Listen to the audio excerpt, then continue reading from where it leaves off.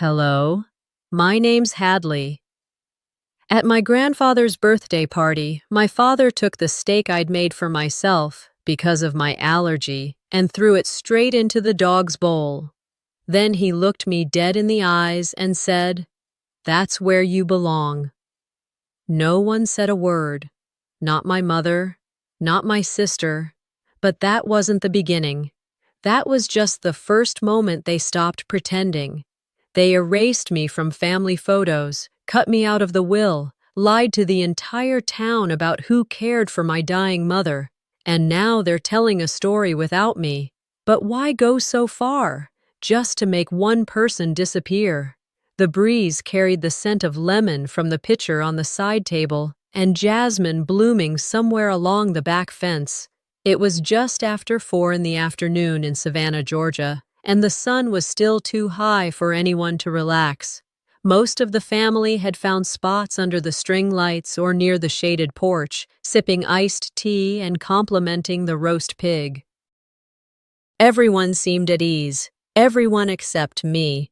I held my own container like it was glass because it was a rectangular Pyrex dish with my steak inside, lightly seasoned with nothing but garlic and salt. I had prepped it that morning in my kitchen with sterile tools and the confidence of someone who'd survived anaphylaxis once and had no plans for a repeat. People nodded and smiled as I walked past, but I noticed their eyes drop to my dish. One cousin whispered something behind her hand to another. I gave a soft, polite smile and set the steak off to the far side of the serving table, away from the casseroles and mayonnaise-heavy salads. I didn't expect fanfare. I just wanted a quiet meal, maybe 5 minutes with my grandfather if he felt well enough. But as always, even that was apparently too much to ask. Zinnia was the first to approach, tall, glossy, in her usual white linen that somehow never wrinkled. "Oh, Hadley. You brought your own food again?"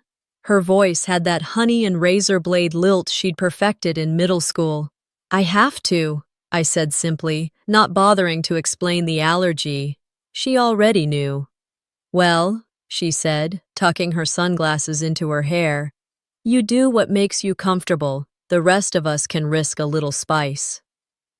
I exhaled slowly and moved to sit down, only to find my place card missing.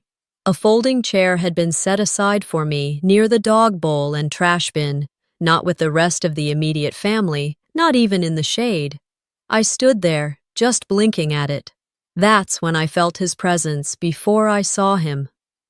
Cyrus Devane, former county sheriff, my father in name only, stepped into view. His boots were polished. His white dress shirt was tucked in like he was inspecting a crime scene. He looked at the table, then at me. Without a word, he reached past my hand, lifted the Pyrex container with my steak, walked 3 steps to the dog's bowl, and dumped it. The steak slid out, hit the metal with a wet slap. "That's where you belong," he said. I didn't move. I couldn't. The silence that followed was worse than gasps. It was the sound of complicit normalcy. Someone laughed nervously. Zinnia said, "Dad," in a tone that was more about optics than concern. I looked at the steak bleeding into the kibble. When I finally turned toward my mother, she wasn't looking at me. She was smoothing her napkin, folding it into precise little squares. I walked toward her anyway. "Mom," I said quietly, "did you see what he just—" "Sweetheart," she said, cutting me off. "Let's not make a scene. You know how he gets when he's tired." I stared at her. She patted my arm, avoiding my eyes. "He didn't mean it. Just don't ruin the party." I stepped back, 1, 2 paces. Then I turned and walked away from the gathering, past the food table, past the string lights, past the conversations that picked right back up once the moment had passed. I stopped near the garden shed. There was no one there, only the soft hum of a ceiling fan inside the house and the slow sinking of the sun. I used to think being invisible was safer than being seen, safer than being targeted. But now I understood something new. Silence wasn't protection. It was permission. They didn't defend me because they didn't have to, because I had taught them that I wouldn't fight back. I could taste copper at the back of my throat. This time, I wouldn't let it pass. I didn't react right away. After watching my father toss my carefully prepared steak into a bowl meant for the family dog, and hearing him say what he said in front of everyone, I didn't scream or throw anything. I didn't even cry. I just stood there, jaw clenched, while every nerve in my body screamed for a response I wasn't ready to give. Instead, I turned, slowly, and walked toward the back steps leading into the house. I needed air, but not from the garden, from silence, from something that didn't reek of grilled meat and fake forgiveness. As I pushed through the screen door, the air changed. Cooler. Still. The hallway smelled faintly of lavender furniture polish and the lingering warmth of cornbread from earlier that morning. It was oddly familiar, like muscle memory tied to growing up invisible in your own home. The bathroom door on the right creaked the same way it always had. I ignored it and moved to the hallway mirror instead. I caught a glimpse of myself, shoulders drawn in, hair pulled too tight, eyes too tired for someone my age, and that's when the memory hit me. 15 years old, the first and only time I tried to stand up to my father. He had told my cousin to go change out of that nonsense after she came out as queer at a family dinner. I said very quietly, "She's brave for telling the truth." That night, he locked me out of the house. No warning, no yelling, just clicked the deadbolt. I spent the night curled up on the porch swing, wrapped in an old dog blanket, praying it wouldn't rain. That was the beginning of my silence. Back in the present, I splashed cold water on my face and told myself to get through dinner. Then I returned to the living room where the family had started to gather for the formal meal inside. Zinnia had taken over, of course. She always did when things got tense. She directed everyone like it was a wedding rehearsal, pointing to chairs, adjusting floral napkins, offering cocktails like she owned the place. When I entered, she raised an eyebrow but said nothing. She simply waved a hand toward the dining table. I found my name card, barely visible, and followed it to a folding chair near the hallway, uncomfortably close to the bathroom door. I could hear the toilet flush every 15 minutes like clockwork. Zinnia's partner, meanwhile, was seated right next to our father, deep in conversation about stock portfolios and new real estate listings in Tybee. I stood behind my chair for a moment, confused. "Zinnia," I called across the table quietly. "Is this right?" She didn't even look up. Somebody had to sit there. Her voice was crisp, polished, like this wasn't an act of exclusion, it was simply logistical efficiency. I sat down without another word.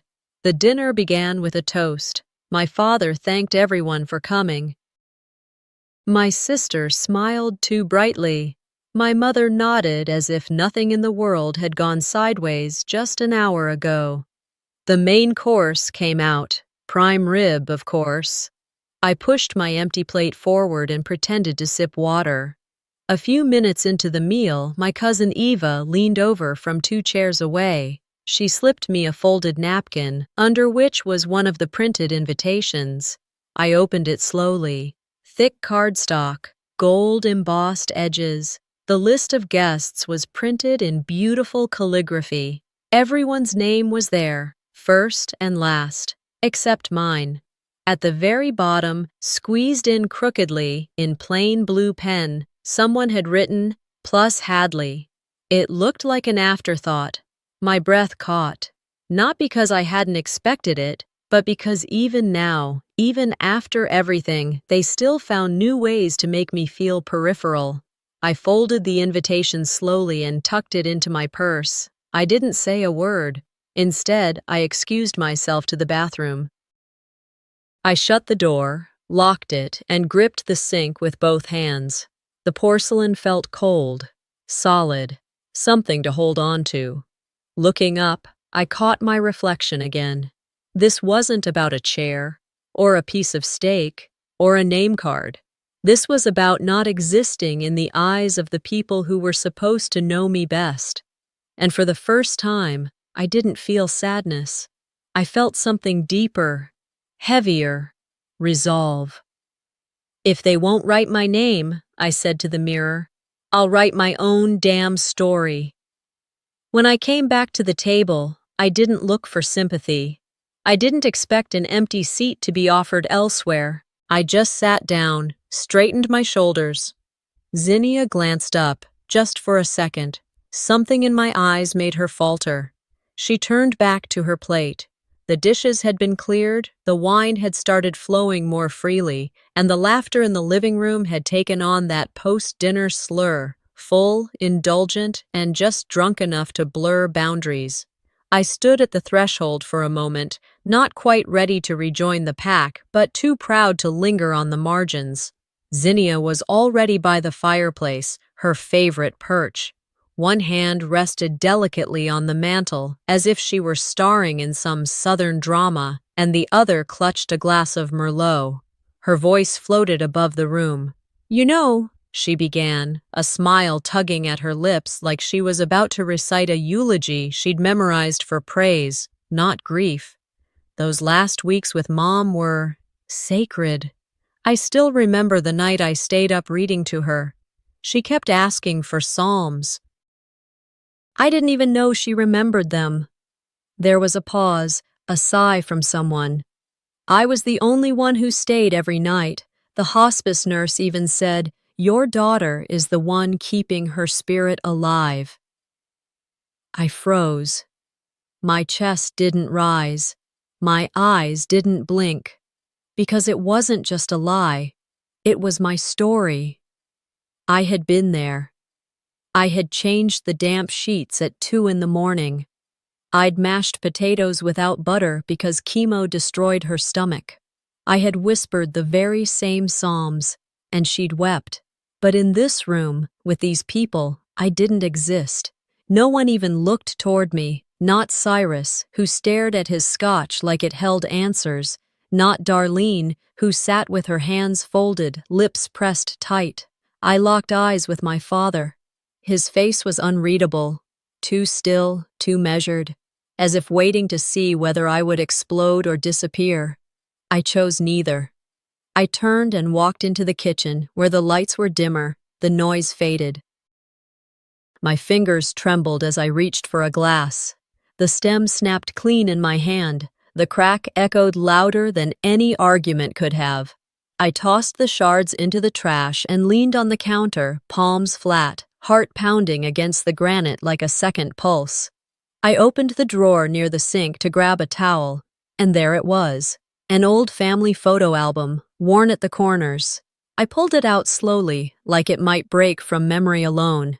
Flipping through the pages felt like handling glass. There was one picture I hadn't seen in decades, a birthday party in the backyard, balloon animals, plastic crowns. I remembered it clearly. I was standing beside Zinnia, both of us holding the family dog, Ginger, between us. But in the photo, now glued to the page, only Zinnia and the dog remained. My side was gone, crookedly trimmed, the frame shortened. No trace I'd ever stood there. They'd literally cut me out. I took a photo with my phone. Not out of sadness, not anymore. I was past that. A memory bloomed, vivid and sharp. I was 13. Mom had just started her chemo. Darlene was always resting, and Dad traveled constantly for work, though everyone knew what that meant. So I handled it. I learned to sterilize gauze, cook rice without salt, how to rub lotion on paper-thin skin without causing pain. I had been a child tending to the dying, and I never told anyone. At the funeral, Zinnia gave a speech. People cried. She said, I was the one holding her hand. I'd stood in the back row, alone. Now here she was again, rewriting my history like it belonged to her. I looked back at the photo in my phone. Then I opened my notes app and typed one line. If they won't remember me right, I'll make sure the world knows the truth. I didn't need revenge. I needed the record corrected. After everyone left and the house returned to silence, I stayed up most of the night. Sleep never really stood a chance. My thoughts kept spinning. Every edited photo, every sentence Zinnia had claimed as hers, every time someone glanced past me like I wasn't part of the furniture, let alone the family. At around 2 a.m., I pushed aside the half-eaten toast I'd made just to feel busy and opened my laptop. The blue light washed over the living room, casting long shadows on the beige walls. I created a folder called The Truth. It felt absurd and necessary at the same time. Inside, I started filing away everything: snapshots of the photos, text files of what I remembered from Mom's final days, even the seating chart from last night. A timeline of sorts, not for court, for clarity, for memory. As the sun finally crawled over the fence outside the living room window, I heard my phone buzz. Then buzz again. At first, I thought it might be Zinnia finally growing a conscience. But no, it was a screenshot, forwarded to me by accident from Eva, my cousin. The family had a group chat called Divane Core. I wasn't on it. They were planning decisions around Grandpa's elder care, finances, property details, assisted living options. They were coordinating shifts, assigning legal contacts, discussing power of attorney like they were sorting snacks for a bake sale. And I wasn't just excluded, I was erased. I stared at the thread for a full minute, scrolling. Zinnia's name was everywhere, so was my father's. Even my brother-in-law James had chimed in about converting the guest house for nursing staff. I called Zinnia immediately. She picked up with a voice too sweet, like she already knew she was cornered. "Hey, Hadley, everything okay? You want to tell me why I'm not in the group making decisions about Grandpa?" A pause, then, "Hadley, this isn't personal. It's just, you're not always the most objective when it comes to family stuff." I bit my tongue so hard I tasted blood. "You mean I'm not convenient? Say it." She sighed, the kind of exaggerated breath people do when they want to sound exhausted from your existence. "Hadley, you're too emotional to be part of this. Grandpa needs stability, not conflict." And then she hung up. No goodbye, no soft landing, just click. I stared at the screen until it dimmed on its own. Then I reopened the folder on my desktop. I renamed it Receipts. That day, I printed the screenshot from Eva. I emailed it to myself, twice. I began cross-referencing dates. When had Grandpa last spoken to me? When was the will revised? I found the old family holiday card and scanned it. My name was missing from that too. By the time the afternoon sun stretched across the tile, I had compiled enough documentation to write a memoir, or at least an exposé. Still, I didn't send anything. Not yet. Later that week, I walked over to Zinnia's house to drop off a casserole dish Mom had once gifted her. A courtesy more than anything. As I passed her front porch, I paused. Through the open window, I could hear voices. A familiar cadence, too many people talking at once. They were on a family Zoom call. I heard my father's voice first. "We'll have to move fast if we want the papers finalized before probate gets messy." Zinnia chimed in with some comment about consolidating power. James joked about cleaning house. No one said my name. Again. I stood there for a long moment, letting the weight of it all settle into my ribs like damp cotton, heavy, impossible to shake off. But I wasn't afraid anymore. I wasn't surprised either. I walked home, casserole dish still in hand. I didn't belong in their story. Fine, but I had my own pen. The invitation arrived in a heavy white envelope, like something meant for a wedding or a political fundraiser. Thick paper, gold embossing. Zinnia always did love her drama in cursive.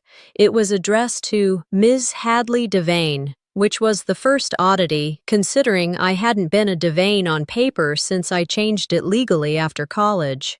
Still, I opened it with steady hands.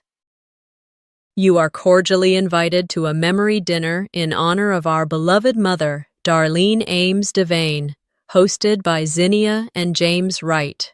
I reread it twice. The date was Saturday evening, 1 week after the implosion of the family chat. I thought about ignoring it, pretending it never arrived, but I knew why I had to go. Not for them, not even for Mom. I needed to see what they'd say when they thought I wouldn't. When I arrived at Zinnia's house, everything looked curated, soft lighting, white flowers in narrow vases, background piano music floating from a speaker hidden behind the bookshelves. Guests with wine glasses murmured about Darlene's grace, her elegance. Zinnia greeted me like a hotel concierge, professional, warm, and slightly over-rehearsed. "I'm so glad you made it," she said, brushing air past my shoulder instead of actually hugging me. I nodded. Wouldn't miss it. I moved toward the back of the room, past the hors d'oeuvres and people who glanced, then quickly looked away. I took a glass of water and didn't touch it. After dinner, when the lights dimmed just slightly and the plates were cleared, Zinnia stood beside a projector. "We wanted to end the evening with something special," she said. "A collection of moments that remind us who Mom was and what she meant to all of us." The video began. Soft music. Family photos faded in and out. Mom holding baby Zinnia. Zinnia in kindergarten. Halloween, First Communion. A birthday where Mom was frosting cupcakes while Zinnia licked the spoon. Hospital visits. Thanksgiving tables. Her final days. Zinnia spoon-feeding Mom in a chair, a slow-motion fade-out like a film school thesis. I sat still, silent, not one frame of me. Even in the moments I remembered clearly, me rubbing lotion into Mom's paper-thin skin, braiding her hair when she didn't want the nurses to see it messy. They had chosen to edit me out. It wasn't just absence, it was deletion. I looked down at my lap. My hands were folded, calm, but my stomach churned. The lights came back on. Applause, brief and awkward. Then Zinnia picked up a piece of folded paper. "This is a letter Dad asked me to read on behalf of the family." She cleared her throat and began, "We want to thank everyone who stood by Darlene during her illness. The family's gratitude goes especially to Zinnia, whose tireless devotion was a source of strength for all of us." I stopped listening. I watched the faces around the room. Some looked politely uncomfortable, some nodded with forced emotion, a few clearly believed every word. One guest, an older woman I didn't recognize well, leaned toward me and whispered, "I didn't know you weren't involved. You must have lived far away." I turned to her, smiled softly, and said nothing. Let them believe what they want, for now. When the reading ended, Zinnia gave a tight smile. "Thank you, everyone." I stood, took a breath, walked to the center of the room. I didn't raise my voice, didn't lift a finger. I simply said, "It's fascinating how selective memory works, especially when edited in 1080p. The room froze. Zinnia's face shifted. Not panic, but that careful calculation of someone caught mid-performance. Dad didn't move. He just looked down at his empty glass. No one said a word. I didn't need them to. I turned toward the door, paused at the porch, looked back just long enough to deliver what they'd remember. There's more than one version of history. Mine just hasn't gone public yet. I left Zinnia's house with the taste of fake sentiment still thick in my mouth. The night air was cool, but it didn't soothe anything. I walked home, refusing the rides offered, needing the motion, the quiet, the stretch of sidewalk that might help burn off the tension buzzing under my skin. By the time I made it to my apartment, The streets had emptied, and the porch lights blinked on one by one like tired guardians. I unlocked the door, kicked off my shoes, and sank into the worn armchair by the window. I didn't turn on the TV, I didn't pour a drink. I just sat there. The footage from the tribute video kept looping in my mind. The curated narrative, the well-timed fades, the way Zinnia's voice trembled just enough to sound sincere. I'd seen it before, not the video, but the performance. The way she always managed to be the victim and the heroine in the same breath.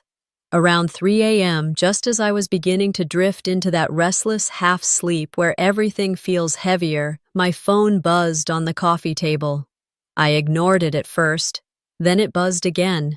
I leaned forward, expecting spam, but it wasn't. Maribel Knox. The name alone made me sit up straighter. She'd worked in our house for over a decade. Quiet, observant, loyal, mostly to Mom. She had disappeared shortly after the funeral, and I hadn't heard from her since.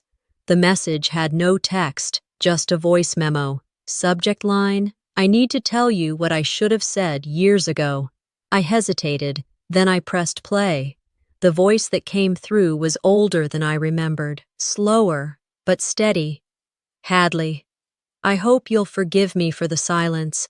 I should have said something long before now. I sat frozen. I was there the summer your mother got worse. I saw who stayed up. I saw who washed her hair and helped her change. I saw who made meals and read to her. It wasn't Zinnia. It wasn't Darlene's sister. It was you. My breath caught. I remember your father telling me, no one needs to know what Hadley did. Let Zinnia handle the speeches. And I was scared, so I kept quiet. I shouldn't have. The recording ended with a shaky inhale. No apology, just the facts. I didn't cry. I listened again. Then I saved the file to my desktop, and a flash drive, and my backup email.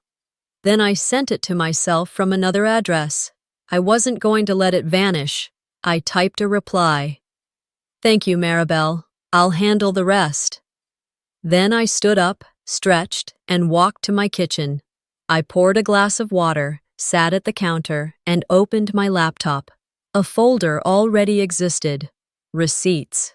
But tonight, it got heavier. I added the audio file, the guest list with my name scribbled at the bottom, the tribute footage with timestamps of Zinnia's staged moments, a scan of the cropped photo I found last week. Then I opened a new email. To devaincore@gmail.com. Subject: Let's correct the record. I didn't write a long message, just a few lines. Attached are some things I thought the family might like to see. Truth matters, even if it's uncomfortable. You may control the story, but I lived it. I stared at the send button. My finger hovered, but didn't press, not yet. Instead, I scheduled the email to go out exactly 1 week from now, the morning of the memorial scholarship event Zinnia had planned in Mom's name. Let them gather. Let them celebrate. Let them smile for photos. And then let the truth arrive, uninvited, but undeniable. I leaned back in my chair, closed the laptop, and whispered to no one. This time, they won't be able to delete me. By Thursday morning, my scheduled email was locked, timed, and sitting in the cloud like a loaded slingshot. I had reviewed it 6 times, double-checked the attachments, rewrote the subject line 3 times before settling on, for the record. I thought that would be my first strike, but Zinnia moved first. Just before lunch, my phone buzzed with a family-wide message. In honor of Mom's memory and her legacy of strength, we're proud to share this with our loved ones. The sender, Zinnia Wright, CC. Practically everyone with a Devane in their bloodline or their holiday photo albums. Attached, a polished, full-color digital booklet. I hesitated only a second before opening it.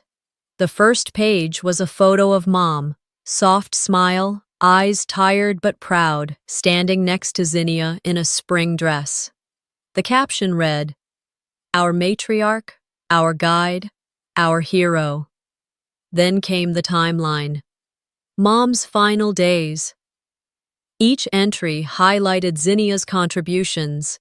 Zinnia reading scriptures bedside, Zinnia organizing meals, Zinnia holding Mom's hand. The tone dripped with humble brag, dressed up in white font and sepia tones. My name wasn't mentioned once, not even in the fine print. At first I laughed, but the sound came out hollow, sharp at the edges. Then I turned the page again and stopped. There it was, a photo from Zinnia's wedding. She stood under a floral arch, beaming, holding James's hand, and she wore the dress. Not just a dress, the dress. I'd designed it 5 years ago, a one-off couture piece I never released publicly. A silhouette I'd drafted, sculpted, and stitched by hand over weeks. I'd shown it to her once, just once, during a quiet Christmas when we weren't at each other's throats. She had looked me dead in the eye and said, "Too dramatic for me." And yet here it was, featured centerfold in a tribute that also managed to erase me. No credit, no footnote, no borrowed from my sister, just theft in full bloom. I closed the booklet and exhaled slowly. My heart beat with the steadiness of something no longer surprised. I was past surprise. I opened my laptop and added the wedding photo to my digital folder. I labeled it Stolen Design. 5 minutes later, a new email pinged into my inbox. From a law firm I recognized, the one Dad had used when handling Grandpa's estate planning. I assumed it was part of the group thread, maybe another memorial detail. Instead, it was an accidental CC. The message was a brief instruction to Zinnia and Cyrus. Final copy of the revised will attached. Please review before next week's signing. My hands trembled as I opened the PDF. My name wasn't there. Not even under residuary estate. I went back and searched my own records, a scan from 3 years prior, when Mom asked me to hold a copy in case of family nonsense, as she called it.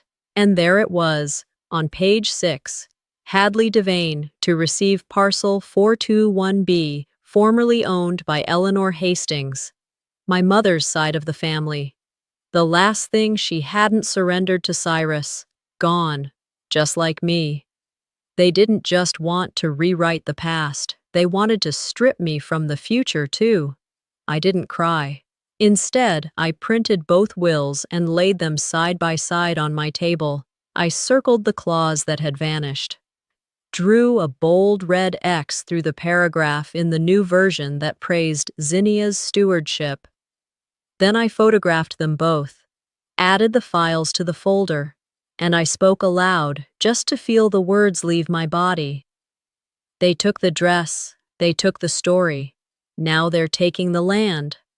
I opened the email I had already scheduled, clicked edit. I added the 2 wills. Attach the wedding design file, the audio recording from Maribel, the invitation with my name scribbled in, subject line revised. Truth has its own schedule. Then I changed the send time. Saturday morning, 9:00 a.m., right as the family would be gathering at the community center for Mom's Memorial Scholarship breakfast. The moment they'd all be checking their phones, posting pictures, quoting Zinnia's speech. I didn't need to be in the room. My voice would arrive anyway. Saturday morning, sunlight crept in through the blinds, landing on the small round table where my laptop sat humming softly. I didn't touch it. I didn't need to. The email was scheduled, the files were ready, and the truth had been waiting long enough.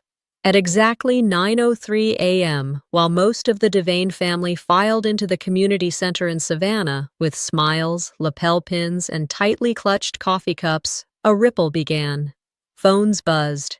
Notifications pinged. The subject line read, For the sake of accuracy and integrity, attached were the documents I had gathered, the voice memo from Maribel, the comparison of wills, screenshots of altered invitations, my original gown design sketch next to Zinnia's wedding photo. I didn't include commentary, just facts. By 9:07, my phone lit up like a Christmas tree. Zinnia called 4 times in a row. Cyrus didn't bother with a call. He sent a text. "This is beneath you." I stared at those words, beneath me, as if gaslighting, omission, and theft were somehow elevated behavior. But setting the record straight was disgraceful. I didn't reply. Not yet. My cousin Ava left a voicemail. Her voice cracked, saying, "I didn't know, Hadley. I really didn't know." I believed her. But silence isn't neutral when it protects the wrong version of events. Back at the event, I imagined Zinnia pacing near the podium, scanning faces for signs of reaction. She didn't have to wait long. At 9:23 a.m., as she stood with a hand on her chest, ready to deliver her memorized speech about legacy and family, Aunt Lunel rose from the second row. Lunel had always been quiet, not passive, observant. Her silence wasn't weakness, it was calculation. Without asking for a mic, she stepped forward and said, "Before anyone says anything else today, I have something that needs to be heard." According to the video Ava later sent me, the room went still. Lunel's voice wasn't angry, it was clear. "I don't know who edited what, but I know who showed up. The person who gave Darlene the most peace in her final weeks isn't here today, not because she couldn't be, but because we didn't want her to be." A murmur rolled through the chairs. She cooked for her, cleaned her, sat beside her when the rest of us said we were too busy or too far away. She paused, looked at Zinnia. "And shame on us for letting this tribute become a pageant of erasure." No one clapped at first. But then one of the scholarship students, a young woman seated in the back, slowly began to clap. Then 2 more. Then all of them. Zinnia didn't speak after that. Her face, once media-ready, was pale and unreadable. I watched the clip alone, sitting on the edge of my bed. I didn't smile. I didn't cry. But for the first time in weeks, my chest felt less like armor and more like skin. That evening, apology calls trickled in. Some were brief, awkward acknowledgments of not realizing. Some were longer, full of tears and timelines and, "If I'd known." Zinnia didn't call. Cyrus left one message, "I hope you're happy." I didn't respond, because he was right. I wasn't happy, but I was no longer invisible, and sometimes that's the first step toward peace. The next morning, I sent one last email, not to the family, but to the Savannah Daily Press. A short op-ed, just under 500 words. It read, "Legacy isn't about photo albums or polished eulogies. It's not who stands at the mic. It's who showed up in the dark moments, when there were no cameras, no witnesses, no applause. The people we remember most aren't always the ones who made the noise. They're the ones who told the truth when it was inconvenient. We don't protect legacy by editing the story. We honor it by telling it honestly, even if that truth is uncomfortable, even if it's inconvenient. They told a story without me. I didn't erase it. I just added the missing chapter. The Sunday after the memorial came with no expectations, no calls, no new drama, just quiet, the kind that doesn't demand anything from you. I brewed a pot of coffee and let the scent fill the corners of my small apartment. The table by the window held a growing stack of mail, but something about this morning felt different. I walked over, flipped through bills and flyers, until my hand landed on a small envelope with crooked handwriting. There was no return address, but I knew exactly who it was from the moment I saw the purple crayon smudged into the corner. Micah. I opened it carefully. The card was homemade, folded printer paper, drawn stars, and a stick figure that I assumed was meant to be me.